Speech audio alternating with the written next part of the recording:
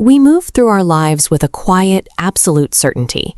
We believe our thoughts are held in a private vault, that our memories are objective recordings, and that every decision we make is a product of our own internal logic. That sense of security is an illusion. In a controlled environment, a skilled operator can structurally edit a target's thoughts and memories, rewriting their internal narrative in real time. Oz Pearlman built a career on mapping these exact vulnerabilities. A former Wall Street professional, he spent decades reverse engineering the mechanics of human influence to understand how easily we can be led. His work demonstrates that our perceived reality is constantly being shaped by micro-nuances, tiny, calculated adjustments in behavior designed to bypass our critical thinking.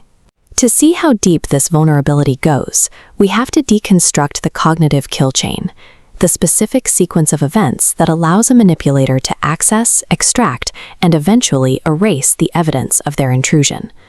The first breach occurs before a single word is spoken. It begins with the physical geometry of an approach.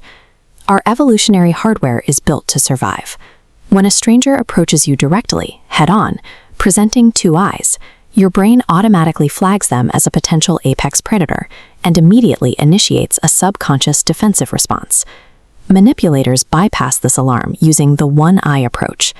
By approaching at an indirect angle, your brain only registers a single eye. This tricks the threat detection circuitry, allowing the predator to breach your personal radius without triggering an alert. Once this biological filter is bypassed, the manipulator has the system access required to plant the next phase of the operation.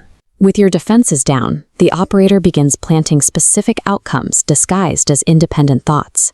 They employ a technique called limiting subsets, where they architect the conversation to narrow your options. By steering you away from certain categories, like forcing your mind toward consonants instead of vowels, they dictate the field of play. Even when you rebel and choose the random option, your resistance has been anticipated. By utilizing inherently positive, open-ended questions, they remove every angle for a no. Every path in the maze leads to the exact node they selected for you. True manipulation doesn't look like force. It looks like a choice so flawlessly architected, you believe you arrived at the conclusion entirely on your own. Once a manipulator controls your choices, they move to the next objective, extracting your hidden truths. We look for generic tells, like profuse sweating or avoiding eye contact, but these are completely unreliable. Instead, professionals rely on a process called benchmarking. They turn you into a human polygraph by asking questions with known, honest answers. This allows them to map exactly what your unique baseline of honesty looks like in real time. They are tracking the specific density of details you provide and the natural cadence of your speech when you are telling the truth. They aren't looking for a lie. They are simply waiting for the moment your behavior distorts and deviates from your own established personal baseline. A psychological operation is only truly successful if the target never realizes it happened. The final step is erasing the evidence. This exploit relies on a biological limitation. The human brain cannot read and write memory simultaneously. It functions like a mental etch-a-sketch. By introducing a sudden moment of confusion or misdirected focus, the manipulator effectively shakes the board. By forcing your brain to process a sudden, unexpected distraction, it drops critical frames of data. You lose the memory of the method used against you, entirely forgetting the steps that led you to the outcome. With the mechanics deleted, the target is left with a fabricated miracle, a memory of an impossible event with absolutely no logical explanation.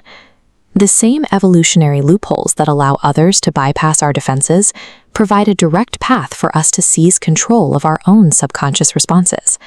We can use these principles to perform an internal memory edit on our own psychological flaws, specifically through a hack called 24-hour anxiety deletion. Just as a manipulator exploits the brain's focus, we can exploit the fact that dread and anxiety can only exist in the present moment.